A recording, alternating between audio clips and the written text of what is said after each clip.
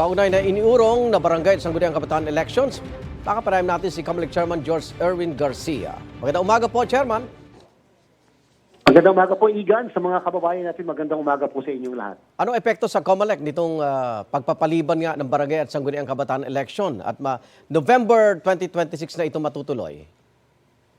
Magandang development po ito sa amin sapagkat kahit paano maliwanag na po na hindi matutuloy ang ating halalan sa December 1. Subalit, Igan, hindi po kami tumitigil sa ating pong paghahanda. In fact, sa katunayan, kahapon po ng hapon tayo nakipaglagdaan sa National Printing Office sa pag-iimprenta ng ating balota para sa barangay and SK elections. Alam po natin na kahit ito po'y nalagdaanan ng ating Pangulo, ang batas po ay magiging epektibo lamang kapag ito ay na-publish sa newspapers of general circulation o kaya sa official gazette. At pagkatapos Igan, wala po makakapigil sa sino man ang gustong pumunta sa Korte Suprema upang questionin ang legalidad nito. So tayo po, hanggat walang aksyon ang ating Supreme Court at para naman hindi ma-preempt ang ating Supreme Court sa kanilang pwedeng magawa, ay tuloy-tuloy po ang amin pa rin pong paghahanda.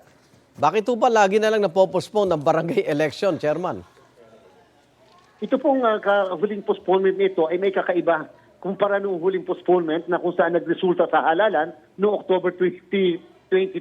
Ito po, Igan, ang dahilan po ng postponement ay dahil sa pag-fix ng termino ng barangay and SK officials na sa halip na 3 taon ay magiging 4 na taon na ang isang termino nila at ang sinasabi ng batas na ito ay subject to one election. Ibig sabihin 4 na taon ang pwedeng maipanungkulan ng isang barangay official. Samantalang ang SK 4 na taon, subalit no more re-election. So, yun daw pong pagkaka-reset ng eleksyon ay bilang consequence o epekto lamang ng fix ng term ng barangay at SK official. Oo. So tuloy pa rin po yung voter registration natin?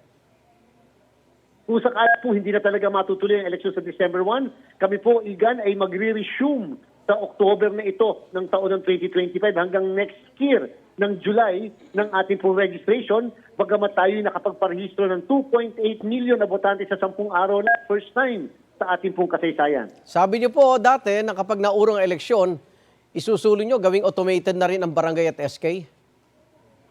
At least po, Igan, may panahon pa mula ngayon hanggang sa susunod na eleksyon ng November. Sana po ay ma-consider ng ating pong Kongreso. Automated na po. Mas mabilis, mas wala pong violence. At kahit paano po, mas ang integridad at katanggap-tanggap sa ating mga kababayan. Sana nga po makonsider na dahil po yung manual po, Igan, napakahabang panahon, yung mga teachers natin ay masyado po napapagod and therefore para po saan ka nakakita, automated tayo ng national local, pagdating mo sa barangay, parang backward, bigla kang magmamanual. At dahil sa postponement, Chairman, tuloy ba ang paninilbihan ng mga kasalukuyang opisyal? Paano kung mag-overreach na yung mga sangguniang kabataan? Yes po, Igan, tuloy-tuloy po sila hanggang magkaroon ng bagong papalit sa kanila after ng election ng November 2026. Yung po ang consequence. Yung mga mag-overage na SK beyond 24 years old, ay patuloy pong manunungkulan bilang opisyal ng sangguniang kabataan hanggang may mahalal na kahalinhin o kapalit po nila. Chairman, habol ko lang po ito sa Omnibus Election Code. Bawal ba tumanggap ng political contribution sa kontraktor ang mga tumatakbo sa eleksyon? Yan po ay nakalagay sa Section 95 letter T ng Omnibus Election Code. Mas maganda pong sabihin na sila ay bawal mag-contribute sa isang kandidato, yung pong mga contractors ng pamahalaan at kahit na anong political subdivision o kung sino man yung merong kontrata sa pamahalaan, lalo na po kung ito ay public work. Anong parusa dito, Chairman?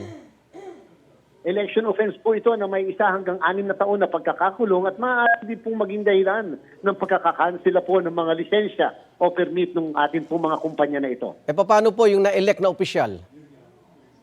Hindi ko po muna sasagutin, Igan, dahil alam ko, maaari may mag-question at mag-file ngayon sa COMELEC dahil sa mga development na ito. Okay. Maraming salamat, Chairman George Garcia ng COMELEC. Ingat po kayo, Chairman. Maraming salamat po, Igan. Mabuhay po. Salamat. Igan, mauna ka sa mga balita, mag-subscribe na sa GMA Integrated News sa YouTube para sa iba't ibang ulat sa ating bansa.